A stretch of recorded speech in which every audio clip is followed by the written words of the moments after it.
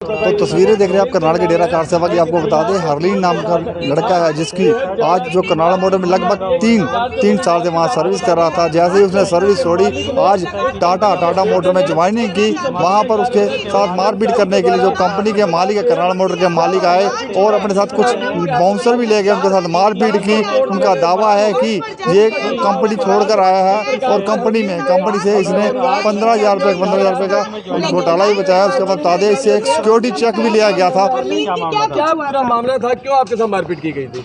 देखो, मैं पिछले 3 साल से करनाल मोटर में काम कर रहा था और मतलब सेल्स में ही था। पहले मैं GTR शोरूम पे था, फिर मुझे बस स्टैंड शोरूम भेजा गया और फिर जिंजाड़ी शोरूम जो है रिसेंटली हम शिफ्ट हुए हैं। तो ऐसा था, मैं 3 साल से वहाँ काम कर रहा था। मेरे से सैलरी के इंक्रीमेंट नहीं लग रहे थे जो मुझे चाहिए थे।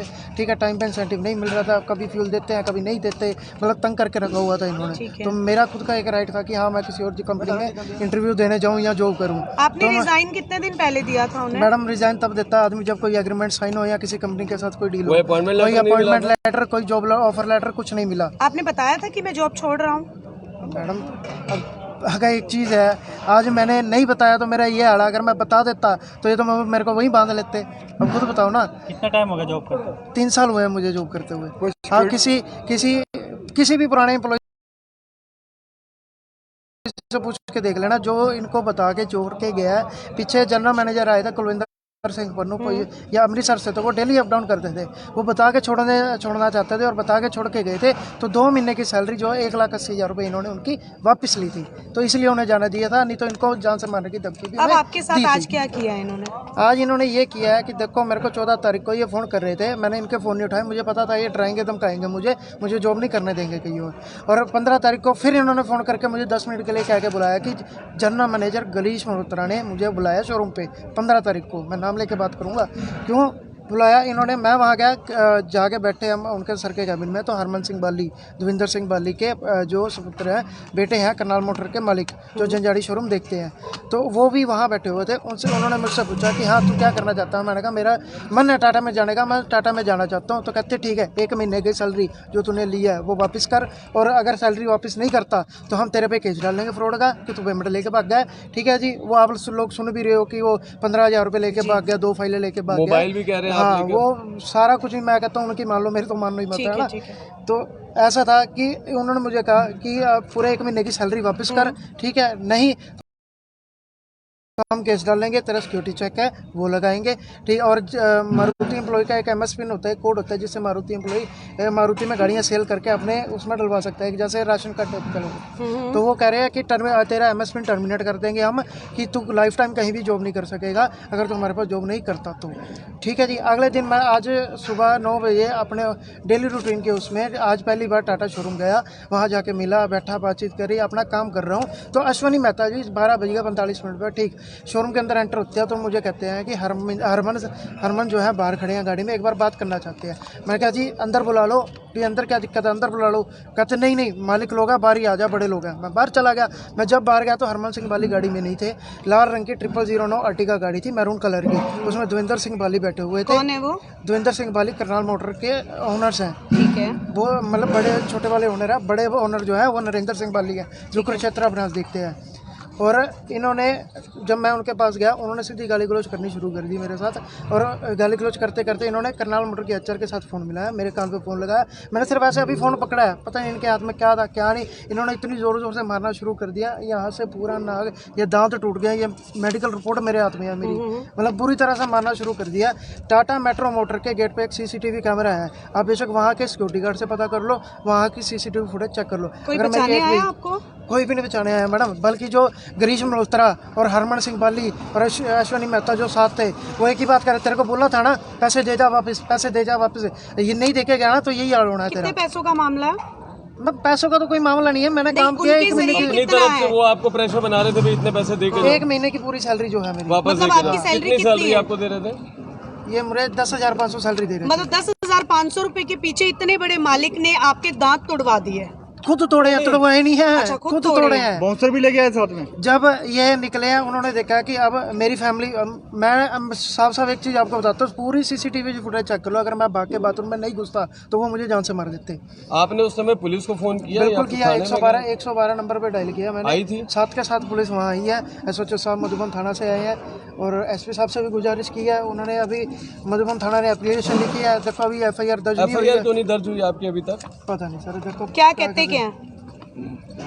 कहना तो क्या है, उन्होंने बस यही है कि एप्लीकेशन नोट हो गया, हम इन्वेस्टिगेशन कर रहे हैं, कार्रवाई कर रहे हैं उसके ऊपर, पर FIR कहीं ना कहीं बाधा आएगी इन चीजों में, कहीं ना कहीं। बिल्कुल है, उनके लिए तो हम तो कीड़े मकोड़े हैं, जो एम्प्लॉय उनके 10-10, 20-20, 30-30 हज़ार के लिए काम करते हैं। क्या कहना चाहेंगे? और एम्प्लॉयज भी काम कर रहे हैं। मैं तो एक ही चीज़ कहना चाहूँगा कि आज अगर मेरे साथ हुआ तो कल को तुम्हारे सबके साथ हो सकता है।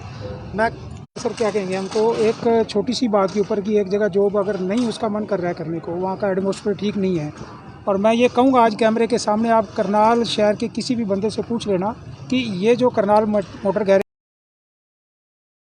के जो मालिक हैं, इनकी जो ज़ुबान है वो कैसी है, वो गाली के बिना बात ही नहीं करते हैं। मतलब माँ बहन की गाली से ही स्टार्ट करते हैं ये जो है ना।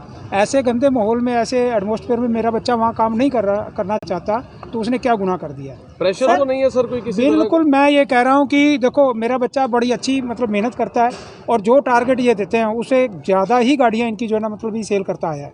और इसके पास रिकॉर्डिंग है जो एक दिन पहले जो ये बता रहा है कि भी 15 तारीख को उन्होंने बुलाया और ये जाके वहाँ जो भी बातचीत करता है वो सारी बातचीत की इसके पास रिकॉर्डिंग है। इसने अपना फ़ोन रिकॉर्डिंग पे लगा के सारी उनसे बात की है और उसमें सब चीज़ है कि अगर तू हमारे यहाँ जॉब नहीं करेगा तो हम तेरा जो ब्लैंक चेक सिक्योरिटी पे रखा हुआ था उसमें कुछ भी अमाउंट भर के तेरे ऊपर फ्रॉड का केस डाल देंगे और भी पता नहीं क्या क्या तेरे को हरासमेंट करेंगे। इतनी सारी एजेंसियां होने के बावजूद एक छोटे से अमाउंट के लिए किसी एम्प्लॉय के दांत तुड़वा दिए, क्या बोलेंगे? इतनी तो डोनेशन दे दी जाती है, इतनी बड़ी बड़ी। एक मिनट, मामला अमाउंट का नहीं है कि उन्होंने अमाउंट मांगी या नहीं, सिर्फ एक चीज़ है कि इतने कम पैसे में ये बंदा सिर्फ हमारे नीचे काम करे, क्योंकि बंदा काम जब बढ़िया करता है ना तो मालिक यही कहता है ठीक है चलने दे जो चल रहा है। इंक्रीमेंट बोले हैं नहीं करने दे, पैसों का मामला नहीं है। मजदूर बना डेली अपलोड करते हैं नाड़ी में। ये बंधुआ मजदूरी तो है और क्या है कि मतलब अगर वहाँ अपनी मर्जी नहीं कर सकता। मैं कह रहा हूँ कि हर बंदे की, देखो हम भी बिजनेस करते हैं, हमारे पास भी ना करते करते 150-200 मजदूर हमारे पास काम करते हैं। कोई ज़रूरी थोड़ा कि वो सारी ज़िंदगी हमारे पास ही काम करेंगे।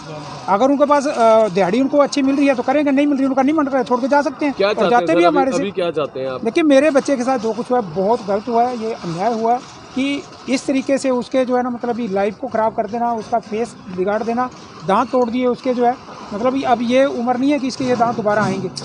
तो अभी अनमैरिड बच्चा है और उसकी लाइफ को बर्बाद कर दिया। प्रशासन का सहयोग मिल रहा है। मैं बिल्कुल SP साहब से मेरी बात हुई थी, मैंने उनको रिक्वेस्ट की थी कि आप हमेशा मेरे से एक आस रखते आए हो कि जो है आपसी भाईचारा बढ़ाने में आप हमारा सहयोग करते हो। मैं पूरा उनका साथ सहयोग करता आया हूँ, मैं लोगों की आवाज़ बनता रहा हूँ। आज मेरे साथ ये सब कुछ हुआ है और मेरे को इंसाफ चाहिए। मेरे को सुबह उन्होंने आश्वासन दिया था कि बिल्कुल आपके साथ पूरा जो है ना हम आपको न्याय देंगे, इंसाफ करेंगे आपके साथ। लेकिन अभी तक सुबह ये तकरीबन 12-12:30 बजे का टाइम की घटना है और अभी तक कोई FIR लॉन्च नहीं हुई है, अभी तक कोई किसी के खिलाफ कोई कार्रवाई नहीं हुई है। लग रहा है कोई बड़े आदमी है क्योंकि दबाव बिल्कुल 100% मैं तो यही कहूँगा जी। बाकी हालांकि मेरे को लगता नहीं है कि SP साहब जो है बहुत ईमानदारी से वर्क करते हैं, मैं फिर भी उनकी तारीफ करूंगा, पर मेरे को लगता नहीं कि वो किसी प्रेशर में आए। पर आज अब तक तो यही महसूस हो रहा है कि पूरा प्रेशर में है प्रशासन। वो बड़े लोग हैं, मोटे पैसे वाले हैं, सब कुछ है उनके पास, हम गरीब आदमी हैं। बोला जाए कॉम्प्रोमाइज के लिए तो क्या आप करेंगे? हाँ मैं कह रहा हूँ ना कि मेरे बच्चे के दांत वापस कर दो, कॉम्प्रोमाइज कर लेते हैं। नहीं, दूसरों की लड़ाई लड़ते। कितने बच्चों के साथ उन्होंने ऐसे किया है, कितने बच्चों का भविष्य उन्होंने खराब किया है, जो बेचारे घर से ऐसे मजबूर होते हैं कि जो कितना मजबूर होगा जो 10,000 के लिए नौकरी करेगा। गांव से बच्चे आते हैं जो बेचारे और उनके साथ ये ऐसा करते हैं। इतना ज़्यादा जो अत्याचार हो रहा है करनाल मोटर गैरेज में, मतलब ये बिल्कुल गलत है। और मैं आपके माध्यम से, चैनल के माध्यम से प्रशासन से ये रिक्वेस्ट करूंगा कि मेरे बच्चे को इंसाफ मिलना चाहिए। मैं जब वहाँ गया हूँ, मैं बिल्कुल आपको बताता हूँ, क्योंकि हमारा कोई मन था ही नहीं लड़ाई करने का। बच्चे ने बोला कि मेरे साथ ऐसे हुआ है, हम जहाँ भी थे जैसे भी थे हम वैसे के वैसे ही अपनी गाड़ियाँ लेके वहाँ जाते हैं। हम सिर्फ फैमिली मेम्बर 4-5 हैं, लेकिन वहाँ जाके जब मैंने देखा ना करते करते 35-40 एम्प्लॉई थे और 4-5 इनके जो गनमैन हैं जिनके पास दुनाली बंदूकें थी। मेरी गलती सिर्फ ये है कि मेरे को वीडियो उस टाइम बढ़ाना नहीं ध्यान रहा, क्योंकि मैं बच्चे के हालात देखे मेरे को तो अपना ही, मैं अपने आप में नहीं था और वो वीडियो नहीं बन पाई। आप खुद गए थे करनाल? नहीं जी नहीं, करनाल मोटर गैरेज नहीं, टाटा पे जहाँ झगड़ा हुआ है। ये लोग वहाँ थे इतने जड़े, 35-40 इनके एम्प्लॉई हैं वहाँ। जो इनका ट्रू वैल्यू है वहाँ का स्टाफ वहीं है सारा, और नेक्सा का स्टाफ वहाँ है। और करनाल मोटर गैरेज जो मेन शोरूम है उसका है, और जंजाड़ी का है, पता नहीं कहाँ से सारे एम्प्लॉय इन्होंने वहाँ पहुँचा दिए। इतना बड़ा हमला और हो एक गया। बच्चे के लिए मैं ये पूछ रहा हूँ कि इतना कौन सा ये बदमाश था कि इतने लोग लेके आप पहुंचे। सर, इतना और बड़ा 4 से हमला हो 5 गया। 4 से 5 गनमैन थे जिनके पास दुनाली बंदूकें थी। मेरी गलती है, इनके पास पता नहीं, ठीक है आपने गनमैन रखे होंगे, रखो, बड़ी खुशी है आपको, रखो, पर इसका मतलब ये थोड़ी है कि एक छोटी सी बात के ऊपर आके आप मेरे नहीं, ऐसे लोगों को गनमैन लेने की आवश्यकता है क्या? मैं कह रहा हूँ कि मैं वही कह रहा हूँ, चलो पर्सनल रखे हैं उन्होंने अपने, पर्सनल रखे ना, दादागिरी करते हैं। ये तो गुंडागिरी होगी ना। मोटर्स में पूछा कि जानलेवा हमला हुआ आपके ऊपर, बिल्कुल बिल्कुल बिल्कुल, जी हाँ बिल्कुल। उन्होंने क्या किया है कि गेट के बाहर इसको बुला के इसके साथ जो है ना इसके ऊपर अटैक किया है, और जो सिक्योरिटी गार्ड है गेट के ऊपर, जो सिक्योरिटी गार्ड है उसने बिल्कुल बोला है कि मैं शीशे के अंदर बैठा सब कुछ देख रहा हूँ। जो पत्रकार वहाँ गए थे उनको उन्होंने बकायदा उसने बोला है कि मैंने अंदर से सब देखा है कि इसको अंदर से बुला के और किस तरीके से बहुत बुरी तरह से इसको मारा पीटा है, और अगर ये भाग के बाथरूम में नहीं छुपता तो इसकी जान को भी खतरा सर था। आपको लगता है टाटा मोटर्स में, क्योंकि आपके बेटे ने ज्वाइन किया था, आज उनके मालिकों को या उनके कर्मचारियों को, अधिकारियों को नहीं साथ देना चाहिए था आपके बेटे का उस समय? नहीं, देखो मैं उनका इसमें कोई कसूर नहीं निकाल सकता, ठीक है। अभी आज पहला दिन था इसका, उनको भी पूरी बात का नहीं पता है भाई। देखो मेरे पास भी सर अगर किसी की जान की जिम्मेदारी तो उनकी भी थी ना, उनका एम्प्लॉय था, चाहे कर्मचारी पहला था सर उनका ये। पहला दिन था चाहे। बिल्कुल ठीक है, आपकी बात ठीक है, लेकिन क्या है कि ये गेट के बाहर होता है सब कुछ, ठीक है जी। अंदर होता तो वो लोग जरूर इसकी हेल्प करते, गेट के बाहर है तो मेरा ख्याल है उनको शायद पूरी बात का पता भी ना हो इस बात का जो है ना, तो मैं ऐसे उनके ऊपर नहीं किसी बात का कोई जो है ना आरोप लगा सकता। हाँ जी, क्या कहना चाहेंगे आप? आपके बस हम तो प्रशासन से यही रिक्वेस्ट करेंगे कि हमारे को उचित न्याय मिलना चाहिए, और आइंदा किसी भी गरीब के साथ ये कुछ नहीं होना चाहिए जो आज हमारे साथ हुआ। हमारे साथ जुड़ रहे स्वर्ण सिंह जी, स्वर्ण सिंह से बात करेंगे जो वकील हैं, एडवोकेट। स्वर्ण सिंह जी, क्या कहना चाहेंगे जो लोग गनमैन रखते हैं, हथियार लेकर आते हैं एक छोटे से युवक के लिए, तो उनके खिलाफ क्या क्या कार्रवाई होती है? ये गनमैन तो इनको रखने नहीं चाहिए, अलाउ नहीं होने चाहिए इनको। ना तो ये पॉलिटिशियन है जो ऐसा ये गुंडागर्दी करते हैं तो इनके तो लाइसेंस रद्द होने चाहिए, अगर जिनके पास लाइसेंस भी हैं। जो आज ये वारदात हुई है, कल को किसी और के साथ भी हो सकती है। बिल्कुल बिल्कुल बिल्कुल, ये करते ही गुंडागर्दी हैं। तो क्या प्रशासन से मांग करते हैं? हम प्रशासन से मांग करते हैं कि इनके खिलाफ सख्त से सख्त कार्रवाई की जाए, और जो इन्होंने लाइसेंसी हथियार रखे हुए हैं वो भी इनके जब्त किए जाएँ। वो जब्त किया है। और बच्चे के साथ जो न्याय हुआ है, जो बच्चे के साथ न्याय हुआ है उसके लिए इनको मुकदमा चला के इनके खिलाफ सख्त से सख्त कानूनी कार्रवाई की जाए और इनको सजा दी जाए। तो देख सकते हैं लाइव तस्वीरें हैं करनाल के कलंदरी गेट की। तो